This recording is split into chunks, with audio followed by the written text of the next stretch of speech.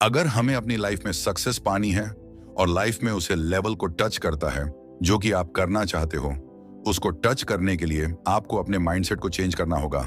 Mindset change करने के लिए हमें इस माइंडसेट चेंज करने के साइंस को समझना होगा और इसे सही से इस्तेमाल करके अपने माइंडसेट को बदलना होगा। सबसे पहले हमको समझना होगा कि क्या हम अपने मन को चेंज कर सकते हैं कि नहीं। इस किताब का पहला चैप्टर इसी बारे में है कि हम अपने मन को चेंज कर सकते हैं या नहीं। कई सालों से साइंटिस्ट का मानना था कि हम अपने मन को चेंज नहीं कर सकते हैं। साइंटिस्ट समस्या है कि बचपन के बाद हमारा दिमाग गुरु हो जाता है, जिसके बाद हम अपने मन को चेंज नहीं कर सकते। साइंटिस्ट हमारे दिमाग को एक मशीन की तरह समझ रहे थे कि जो एक बार बन गई वह दोबारा चेंज नहीं हो। शक्ति इस पूरे कॉन्सेप्ट को बुक में हार्डवेयर डोगमा कहा गया है। इसके अकॉर्डिंग हमारा दिमाग जब एक बार गो हो जाता है तब हम वहीं पर रुक जाते हैं और हमारे दिमाग की गो होने की स्पीड कम हो जाती है या रुक जाती है। पढ़नाई रिसर्चर्स के मुताबिक हमारा दिमाग कभी भी चेंज हो सकता है, जो कि एक बहुत ही एक्साइटिंग डिस्कवरी है। 2004 में एक मीटिंग हुई थी जो कि दलाई लामा, जो कि बुद्धिज्म के बहुत बड़े लीडर हैं, और साइंटिस्ट के बीच में, जो कि साइंस यानी कि मॉडर्न साइंस को रिप्रेजेंट करते थे, और दलाई लामा प्राचीन साइंस पर। इस मीटिंग का एक ही पर्पज था कि क्या हमारा माइंडसेट चेंज हो सकता है कि नहीं। इस मीटिंग से पहले कई सारे साइंटिस्ट का मानना था कि हमारा दिमाग फिक्स्ड है। जब दिमाग हमारा एक बार गो हो जाता है तब वह उसकी ग्रोथ रुक जाती है और वह चेंज नहीं हो सकता है। पर इस मीटिंग के बाद बहुत सारे साइंटिस्ट को पता चला कि दिमाग चेंज हो सकता है। पर बहुत सारी रिसर्च और स्टडी इसके बाद पता चला कि हमारा दिमाग फ्लेक्सिबल है, हम इसे चेंज कर सकते हैं न्यूरोप्लास्टिसिटी की मदद से। न्यूरोप्लास्टिसिटी का मतलब यह है कि हमारा दिमाग नए एक्सपीरियंसेस, लर्निंग और नई चीजों को एक्सपीरियंस करके नई न्यूरोनल कनेक्शंस बनाकर नए न्यूरॉन्स को भी प्रोड्यूस कर सकता है, जिससे हमारे दिमाग का स्ट्रक्चर चेंज होकर हमारे सोचने की शक्ति और हमारा सोने का तरीका चेंज हो सकता है। इसका सीधा मतलब यह है कि हम अपने दिमाग को थॉट्स की मदद से, एक्शंस और प्रैक्टिस की मदद से पूरी तरीके से चेंज कर सकते हैं और उसे सक्सेस के लिए ट्रेन कर सकते हैं। पॉइंट रिच की दुनिया में आपका स्वागत है। आज हम बात करने वाले हैं ट्रेन योर ब्रेन बुक के बारे में। जो इन सब रिसर्च का सबसे जरूरी पॉइंट है वह है ये है कि हमारे दिमाग को कैसे ट्रेन करते हैं। कैसे रिसोर्सेज बताती है कि माइंडफुलनेस एक्सरसाइज जैसे मेडिटेशन हमारे दिमाग को पूरी तरीके से बदल कर रख सकता है। कुछ रिसर्च कहते हैं कि जब आप रेगुलर मेडिटेशन करते हैं तब आपका कॉन्फिडेंस, आपका सेल्फ एस्टीम और एनर्जी लेवल भी हाई रहता है। आप अपने मेंटल स्ट्रक्चर कौन मेडिटेशन और माइंडफुलनेस एक्सरसाइज की मदद से चेंज कर सकते हैं। हमें किसी चीज को करने से पहले या समझदारी दी दी है कि हमें उसको क्यों करना चाहिए। हमें अपने ब्रेन को चैलेंज करने की जरूरत क्या है ट्रेन को चेंज करने का। सबसे बड़ा और पहले रीजन है वह है हमारे पुराने ब्रिज और थॉट।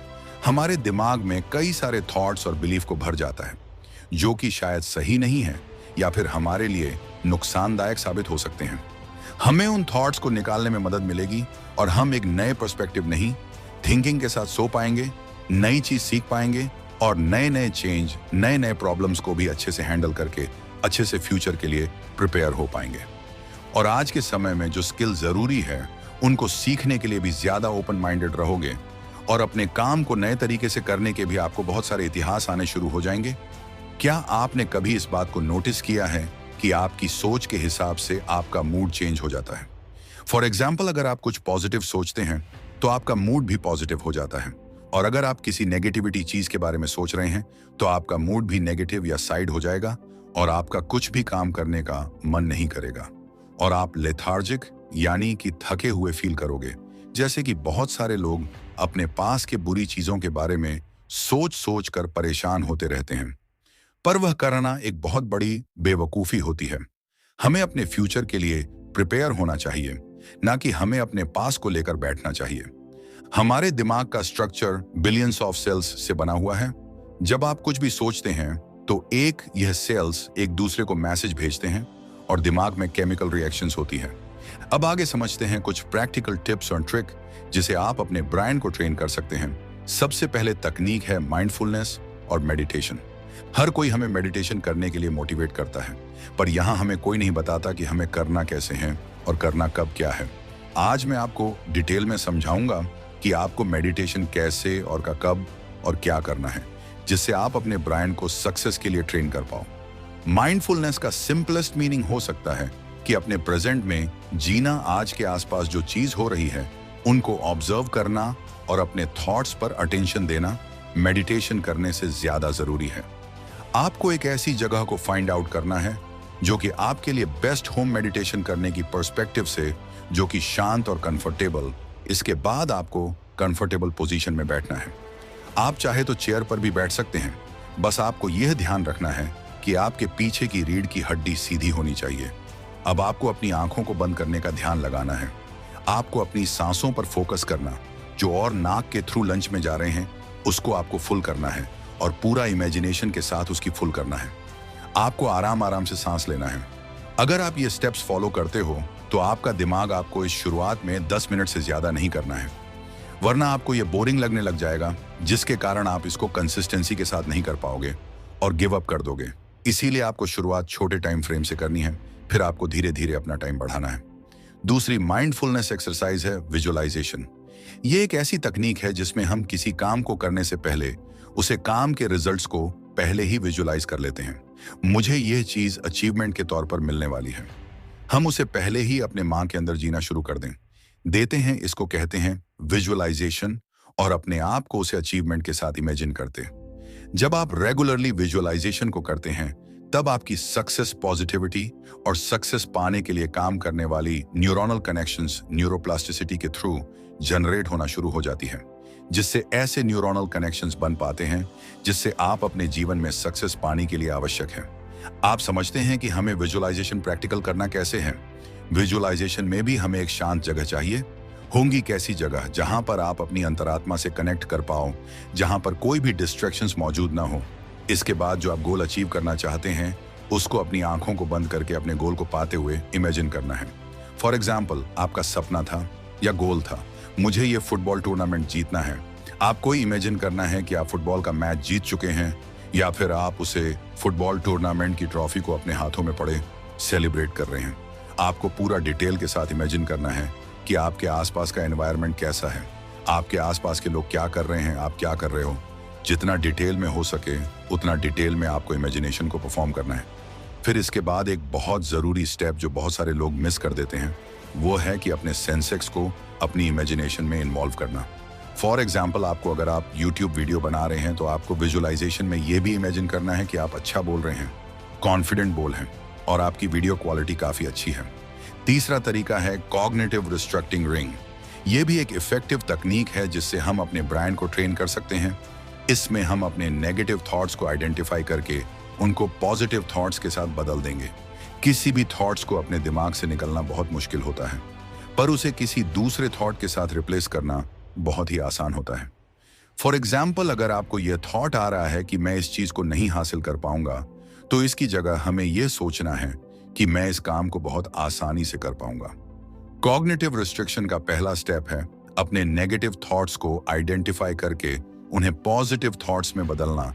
ये बहुत होते हैं जो आपको डिमोटिवेट और डाउन करते हैं।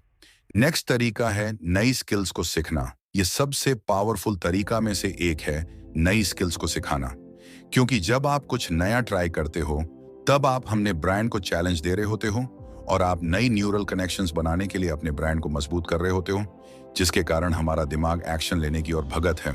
पर जब हमारा दिमाग आलसी बने, यानी कि लजीनेस से बाहर निकालकर एक्शन लेने की ओर भगत है, तब हम ऐसी चीजों को कर सकते हैं जो शायद आप सोच भी नहीं सकते हो, क्योंकि हम एक लेवल को अनलॉक कर देते हैं अपनी लाइफ में, जो कि बड़े बड़े सक्सेसफुल लोगों ने अनलॉक कर दिया है।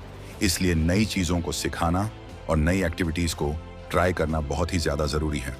अपने ब्रेन को चैलेंज करने की 10 तारीखों में से एक है नई भाषा को सीखना है।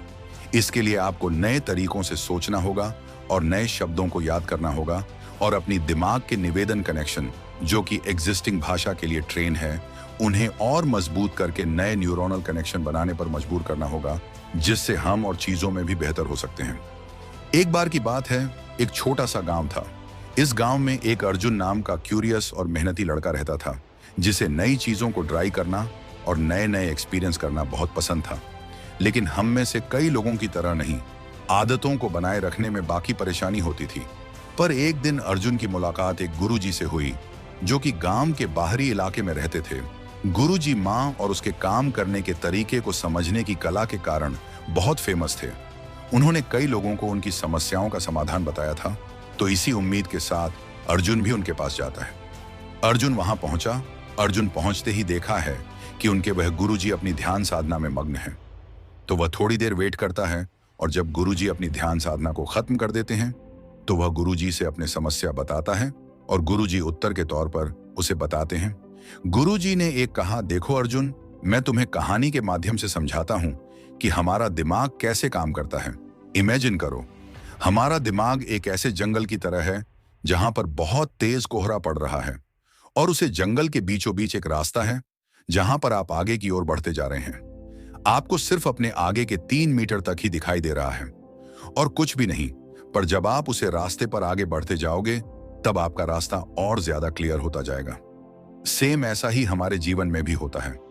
अगर हम किसी भी चीज में आगे बढ़ते रहें लगातार तो हम उसमें और ज्यादा क्लियर होते जाएंगे और हम उसे चीज में अंततः सक्सेस को हासिल कर देंगे।